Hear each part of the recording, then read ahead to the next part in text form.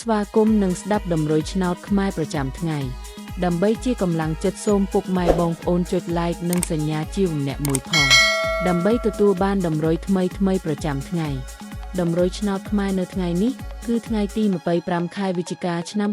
2025ដើម្បីកុំឲ្យខាតពេលយូរសូមស្ដាប់ដំរុយឆ្នោតពី admin មានលេខ45 128 64 27សម្រាប់ប៉ុស ABCD សម្រាប់លេខ OSAD មាន2គ្រាប់គឺ អូសខ្ទង់50និង20សម្រាប់3លេខគឺ admin មាន2គ្រាប់ផងដែរគឺមានលេខ779គុណ334គុណបើសិនជាពុកម៉ែបងប្អូនស្រឡាញ់និងពេញចិត្តលេខទាំងនេះពុកម៉ែបងប្អូនអាចយកលេខទាំងនេះទៅផ្សងសំណាងបានជាចុងក្រោយសូមជូនពរពុកម៉ែបងប្អូនដែលយកលេខខាង admin ទៅផ្សងសំណាងហេងយើងទាំងអស់គ្នាជូនពរពុកម៉ែបងប្អូនជួបតែសំណាងនិងសុខភាពល្អសូមជម្រាបលាជួបគ្នានៅថ្ងៃស្អែកបន្តទៀត